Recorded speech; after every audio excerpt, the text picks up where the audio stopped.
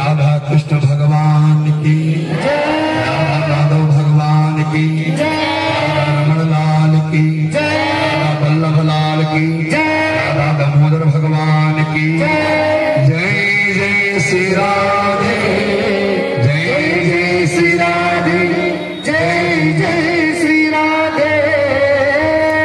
सभी बैठेंगे भैया। कल भगवान का एक ब्याह कराए थे, आज 16,108 पूरा करना है ना। जो इस कथा को सुनेंगे भगवान के ब्याह का, उनके घर है ना, घर परिवार में, पति पत्नी में, पूरे परिवार में शांति बनी रहती है। थोड़ा आज समय दो मैया, आज की कथा अद्भुत है। लक्ष्मी नारायण का घर गृहस्थी की कथा सुनाने जा रहा है सभी को।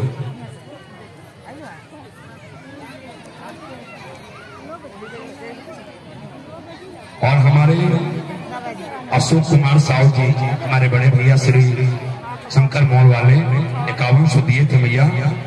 और आज भी भाभी माता के द्वारा हम लोगों को सेवा भेजे हैं भैया। एक बार पूरे अशोक कुमार साहु जी पूरे परिवार के जयकारा लगा दो। जय जय श्री राधे, जय जय श्री राधे, जय जय श्री राधे। तो मैं निवेदन कर रहा था भैया, भगवान राधा गोविंद ने उद्धव को दर्शन दिया और कहा, हे उद्धव, ध्यान से सुनना भैया, राधा और कृष्ण अलग नहीं है। भगवान नारायण की पत्नी का नाम है लक्ष्मी। वही नारायण जब राम के रूप में आते हैं तो वही लक्ष्मी जी सीता के रूप में आती है। वही नारायण राम जब कृष्ण के रूप में आते हैं भैया, तो वही लक्ष्मी सीता रुक्मिणी के रूप में आती है। तो नारायण की पत्नी है लक्ष्मी, राम की पत्नी है सीता, कृष्ण की पत्नी है रुक्मिणी। तो राधा क्या है? अरे भैया, रुक्मिणी लक्ष्मी है, सीता लक्ष्मी है, नारायण की पत्नी लक्ष्मी है, राधा तो महालक्ष्मी है भैया, महालक्ष्मी।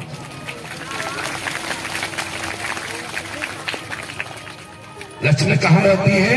नारायण के चरणों में। और नारायण कहाँ रहते हैं? राधा रानी के चरणों में भैया, राधा रानी के चरणों। राधा तो साक्षात कृष्ण है और कृष्ण ही साक्षात राधा। हमारा वेदांत दर्शन कहता है, एक ही ज्योत नीचे से ऊपर चली और दो रूप में परिणित हो गई, जिसे हम राधा और माधव कहते हैं। राधा ही कृष्ण और कृष्ण ही राधा। इसलिए राधा का प्रेम, गोपियों का प्रेम हमारे प्रेम जैसा नहीं था, निश्चल प्रेम। निर्गुण ब्रह्म को जो अंगुली पकड़ के नचा था, चुल्लू भर छाछ पे जो नचा दे, उन गोपियों को आप साधारण ग्वालिन समझते हैं। ये गोपी साधारण ग्वालिन नहीं थे भैया। अरे हीरापुर के मैया, राधा कृष्ण के प्रेम को समझना है। अच्छे अच्छे बुद्धिमान आदमी, पढ़े लिखे, इंजीनियर, डॉक्टर, उसकी बुद्धि फेल हो जाती है। जब भागवत के पंडाल में बैठते हैं ना, उसकी बुद्धि चक्कर खाने लगती है। उद्धव को भक्ति का सर्वांग दर्शन हुआ। उद्धव का गोपियों का जो समस्त भक्ति के रूप थे, उनका दर्शन हुआ, गदगद हो गए। बोलिए राधा गोविंद भगवान जय। आगे कल आप लोगों को बड़ा सुंदर कथा सुनाए भैया। भीष्मक राजा थे कुंदनपुर के, 5 पुत्र थे उनके। बड़े पुत्र का नाम रुक्मी था, उन्हीं के बेटी का नाम रुक्मिणी थी। 5 बेटा हुआ लेकिन एक भी बेटी नहीं। भीष्मक राजा के उनको बड़ा दुख हुआ कि मेरे घर में एक भी बेटी नहीं है। बड़ी तपस्या की तो समुद्र के कमल के फूल पर उन्हें एक सुंदर सा नन्ही बालिका मिला, उसी का नाम रुक्मिणी है। रुक्मिणी लक्ष्मी है, और लक्ष्मी कभी किसी के गर्भ में वास नहीं करती भैया। उस कन्या को लेकर के राजा भीष्मक आए। लक्ष्मी प्रकट हुई समुद्र से, तो वही लक्ष्मी नारायण की पत्नी बनी। वही लक्ष्मी जानकी बनी तो प्रकट हुई पृथ्वी से, और वही जानकी रुक्मिणी प्रकट हुई कमल के फूल से, तो रुक्मिणी बनी भैया। विश्वक ने कन्या को लाकर के रानी को सौंपा, प्रसन्न हो गए, हमारे घर में पुत्री मिला है, कितना खुशी की बात है। रुक्मिणी को पढ़ा लिखा के विदुषी बनाया और मन में संकल्प लिया कि मधुराधिपति वसुदेव के पुत्र कन्हैया से रुक्मिणी का विवाह करूंगा। और आजकल मेरा गोविंद द्वारका के राजा है भैया। आजकल कल भगवान का शादी कराए ना, लेकिन कभी कभी देखना घर में क्या होता है, बेटा जब बड़ा हो जाता है ना तो अपने माता पिता का बात नहीं मानता। रुक्मिणी का जो बड़ा भाई रुक्मी है, बिना पूछे पिताजी से, मां से, बिना रुक्मिणी से पूछे उसका शादी शिशुपाल से सगाई कर दिया। और पिताजी को आपको बोला कि पिताजी स्वयंवर होगा, बड़े बड़े राजकुमार आएंगे, लेकिन रुक्मिणी को समझा दीजिए और शिशुपाल के गले में वरमाला डाले, मैंने वचन दिया है। रुक्मिणी को जब पता चला ना कि मेरा ब्याह शिशुपाल से होगा तो रुक्मिणी रोने लगी और निश्चित किया। रुक्मिणी अपनी भाभी के पास गई और भाभी से रोते हुए बोली, भाभी मैंने बचपन से द्वारकाधीश को अपना पति माना और भैया ने हमारी सगाई शिशुपाल से कर दी।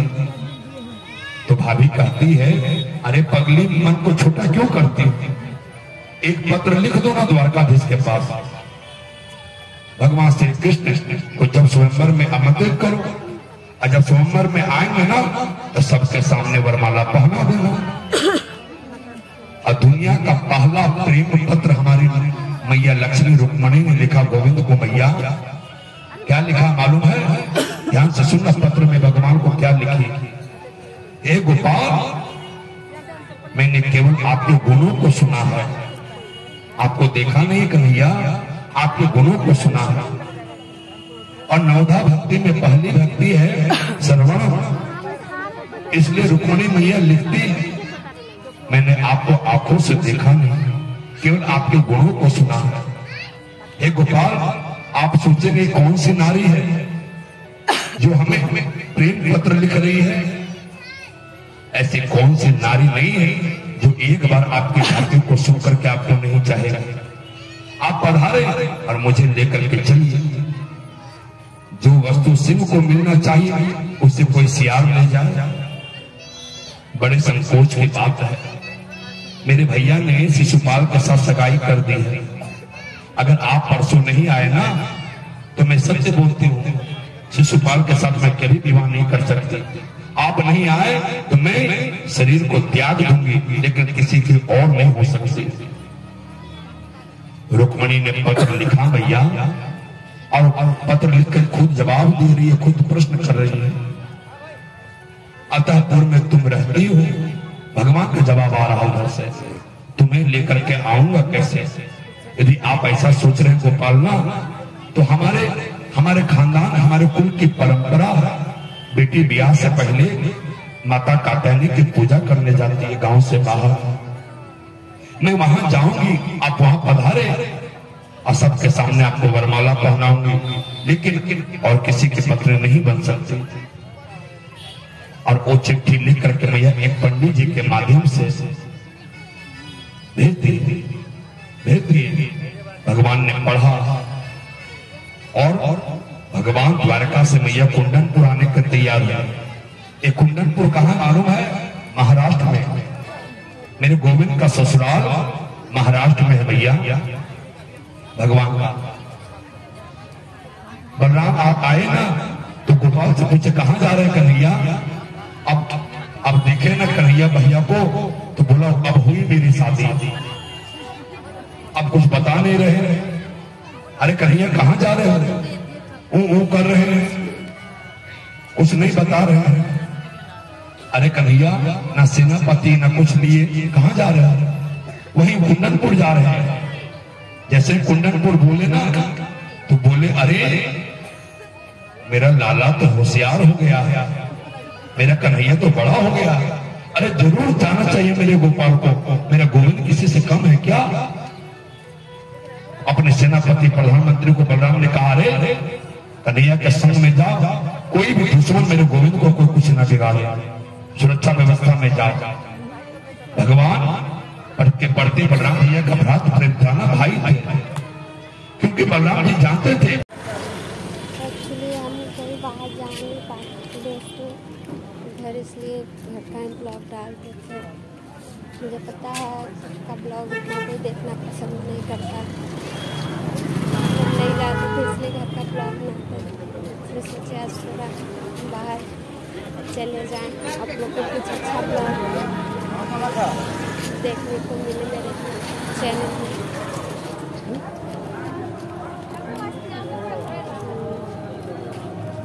इसलिए थोड़ा सा बाहर निकल गए हैं दोस्तों।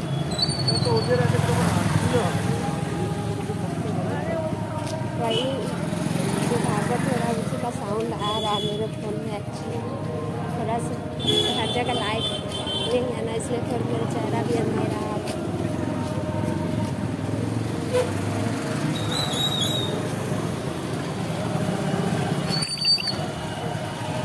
कोई नहीं पहुँचने ही वाले हैं। डेली आप कैसे डाल रहा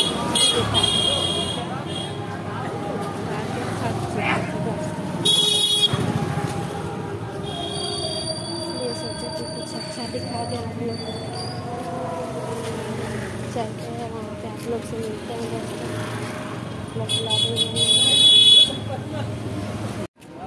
हेलो दोस्तों, महादेव मैं भी ठीक थी, स्वस्थ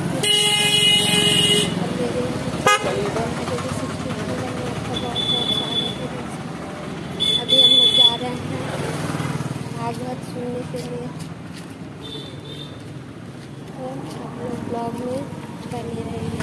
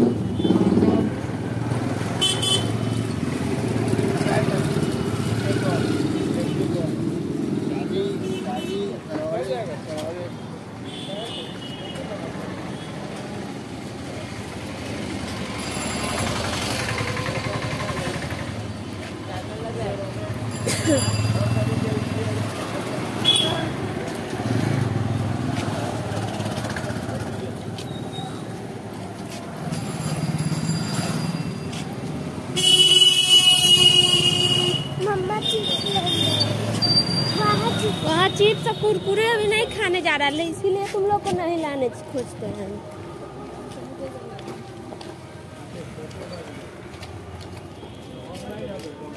चिप्स और कुरकुरे नहीं लेना।